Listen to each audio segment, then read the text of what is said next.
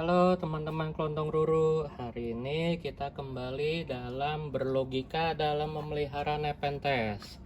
Ini pertanyaan yang paling sering ditanyain dah, dan selalu jadi masalah baik untuk pemula maupun untuk expert yang udah miara ya. Kita pasti ada masanya mengalami kendala di mana nepe nggak mau ngantong. Nah, kita akan bahas dulu nih. Pertama-tama, kira-kira apa aja sih faktornya? Jadi kalau kalian baru punya nepe, kemudian baru hitungan 2 bulan, 3 bulan, terus udah nanya kenapa nggak mau ngantong, itu wajar.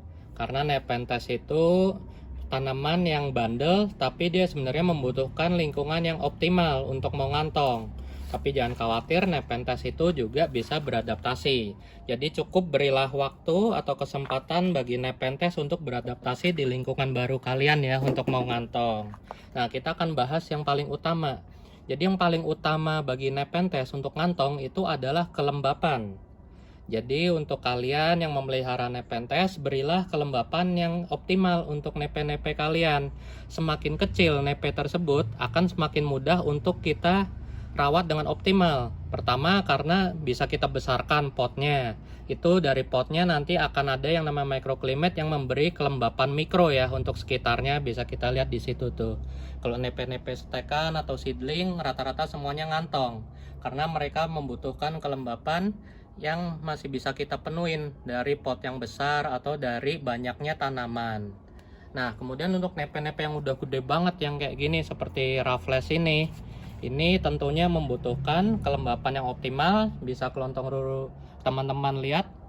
Nah, ini kita semua pakai misting di sini, dan karena kita juga pakai tatakan air dan jumlah tanamannya banyak banget, ini kelembapannya itu walaupun dari segi hygrometer atau pengukur kelembapan itu cuman sekitar 60-an, atau bahkan kalau lagi musim kemarau berangin itu hanya 40, tapi microclimate-nya tetap terjaga dan mereka sudah beradaptasi. Ini rawatan lama ya, jadi teman-teman nggak usah khawatir kenapa sih nepe saya nggak mengantong. Sabar aja, selama kita rawat dengan telaten, dengan menggunakan media yang tepat dan nggak terlalu stres, pasti nanti mereka akan ngantong. Nah, selain kelembapan, dari pengalaman-pengalaman para expert dan saya pribadi, itu media juga berpengaruh.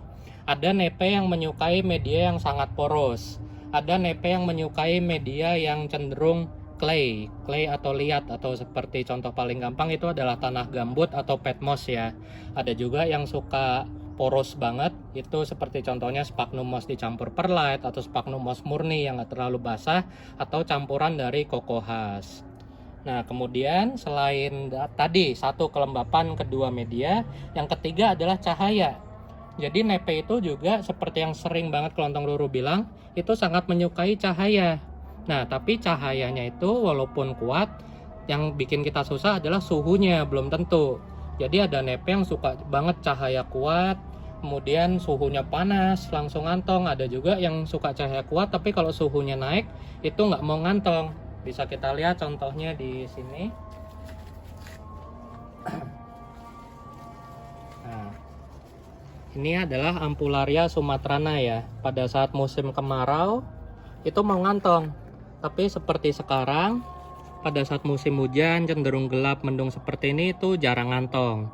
Ini adalah Ampularia sumatrana red, ini adalah Ampularia sumatrana bercak. Keduanya bersaudara dengan genetik berbeda. Ini juga karakternya sama. Tuh, musim hujan relatif ogah ngantong ya. Nah, kemudian kita juga harus lihat yang namanya genetik itu juga bermain. Ada nepe yang karena contoh multikompleks hybrid yang melibatkan orang tuanya itu lebih dari 2 nepe. Nah, kalau kayak gitu kan udah nggak bisa ketebak variasi genetiknya. Itu bisa kita lihat di sini. Ini adalah Nepenthes tiger, disilang dengan Nortiana, disilang lagi dengan Lowici Bosiana Veici, disilang lagi dengan Veici Maxima Veici. Ada berapa tuh parentasnya? 1, 2, 8. Nah, kalau kayak gini, ini karakter genetiknya udah susah banget ditebak, apalagi saudaranya banyak. Bayangkan ada 8 probabilitas menjadi satu di satu Nepenthes. Nah, ini dulu adalah rawatan indoor. Karena ada darah LBV VMV, Kelontong Ruru kira ini akan lebih bagus di indoor. Tapi di indoor tuh kantongnya sama daunnya jelek-jelek, deform semua. Dan setelah Kelontong Ruru taruh outdoor, itu relatif lancar ya. Jadi itu kita harus eksperimen dalam memelihara nepe. Kemudian contoh juga kalau spesies kita bahas yang paling terkenal susah untuk dibikin ngantong, yaitu Rafflesiana sama Sumatrana. Nah ini Rafflesiana di outdoor dan kondisi yang relatif sebenarnya sederhana ya, misting juga kelontong ruru itu nyalanya cuman 3 menit selama jam 3, jam 4, dan jam 5, cuman 3 kali. Jadi kelembapannya itu relatif nggak lembab, tapi kelontong ruru dapetin dari hasil kesabaran. Karena pasti nepe akan beradaptasi, seperti Rafflesiana ini kantongnya optimal banget ya dua-duanya. Kemudian juga bisa kita lihat kalau kita faktor lainnya adalah genetik. Ini adalah Nepenthes kampot. Bisa kita lihat dia rajin banget kantong, sampai uppernya juga ada. Karena ini secara habitat mereka hidup di pulau dengan kondisi terbuka, berangin, cahaya matahari sangat kuat. Jadi mereka cocok untuk dipiara di lingkungan perkotaan. Nah, sekarang kita lihat salah satu yang susah dibikin kantong yaitu Nepenthes sumatrana ya. Di sini termasuk rajin banget kantong, selalu ngeluarin kantong baru. Mau musim hujan, mau musim kemarau juga mereka tetap ngantong ya. Dan di sini kita juga harus tahu secara habitat spesies sumatrana ini kan hidupnya di tebing.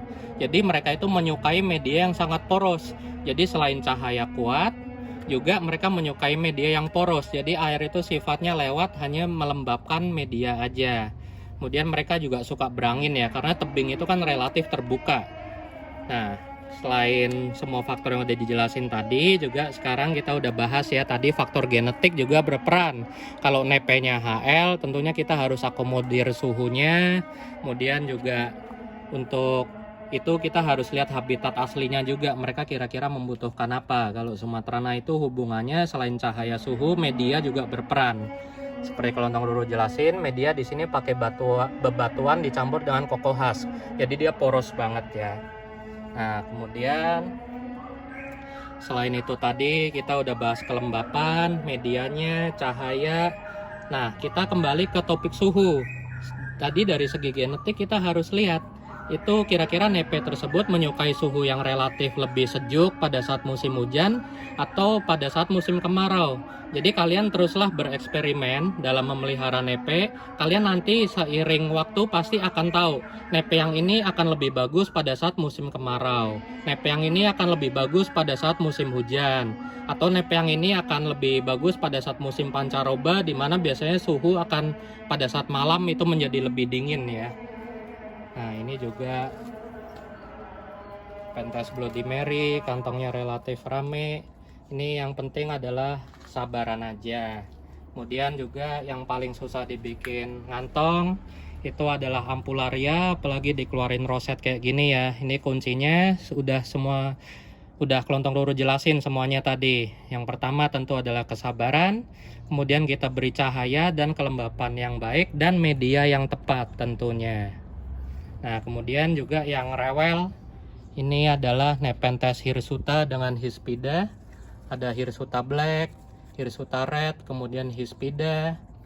Nah, ini kan juga teman-teman biasanya yang pemula itu mengeluhkan susah ngantong ya untuk jenis Hirsuta sama Hispida ini. Tapi di kelontong ruru itu relatif lebat sampai ngebasal, ngantong terus. Hispidanya juga. Ini kita harus terus bereksperimen. Jadi kalau kita udah tahu semua faktor tadi, kita juga bisa bereksperimen dengan kita ganti-ganti tempatnya. Ada beberapa nepe yang memang terkenal banget rewel. Kita geser dikit aja itu udah mogok langsung. Itu biasanya Sumatrana sama Bikal Karata. Kalau di kelontong ruru Bikal Karata terbukti rewel. Tapi untuk Sumatrana, kelontong ruru sering geser-geser, pindahin indoor, outdoor, itu nggak ada kendala. Jadi ada asumsi mungkin yang bikin rewel adalah media atau mungkin genetik juga berperan. Karena kelontong ruru dapetin Sumatrana ini dari seedling ya, dari sahabat kelontong ruru. Nah untuk Hirsuta Hispida ini juga dulu kelontong ruru kesulitan. Tapi kelontong ruru menemukan solusinya dengan kita gabungin aja jadi satu di sekitar tanaman-tanaman dan kita beri tray air dan juga dapat kelembapan dari misting. Di sini cahayanya kalau lagi musim kemarau kuat banget ya. Jadi bisa kita lihat sweet spot istilahnya. Jadi tempat yang benar-benar tepat itu kita harus eksperimen sendiri. Karena dengan kondisi yang sama bisa aja dengan kita merubah tempat bisa dia mendapat kelembapan yang lebih baik, bisa dia dapat suhu yang lebih baik. Karena yang namanya microclimate itu sifatnya mikro, jadi bisa kita geser beda semeter aja itu kondisinya udah beda ya.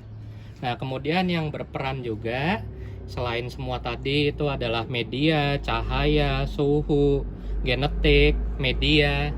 Nah, kita juga harus melihat peran nutrisi. Jadi kalau di sini kelontong ruru itu selain piara outdoor, jadi mungkin ada serangga yang masuk, kelontong ruru juga rajin kasih pupuk anggrek atau osmokot masukin ke dalam kantongnya. Nah, selain itu, selain nutrisi, kelontong ruru juga berasumsi adanya simbiosis antara Nepenthes dengan makhluk hidup lainnya. Bisa dengan fungi baik seperti Mycorrhiza atau Trichoderma. Jadi dia membantu kesehatan dan pertumbuhan akar, atau bisa juga mereka bersimbiosis dengan pakis atau tanaman-tanaman lainnya.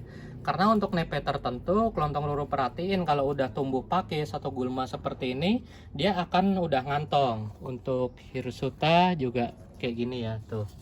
Ini kita juga pakai Sphagnumos hidup. Ini bahkan medianya udah basi banget tuh, udah ambles jauh, tapi nepenya masih terus tumbuh. Nanti kita akan report. Jadi saran dari kelontong ruru, teruslah bereksperimen, kita mainkan semua faktor tersebut, cahaya, kelembapan, suhu, nutrisi, media. Kemudian juga kalau ada gulma kita kontrol aja, jangan kita cabut. Mungkin juga kalau kita cabut gulmanya akarnya jadi terganggu kan, dia akan stres lagi. Dan sekali lagi kunci utama itu adalah kesabaran kita dalam mengadaptasikan nepe. Nepenya juga lagi sabar karena dia beradaptasi di lingkungan baru. Kitanya juga sebagai yang rawat harus sabar ya. Berilah mereka kesempatan untuk beradaptasi. Selama tanaman masih mengeluarkan tunas dan daun baru dengan baik, tetaplah bersabar. Kita pantau aja terus perkembangannya. Oke, sekian teman-teman. Terima kasih.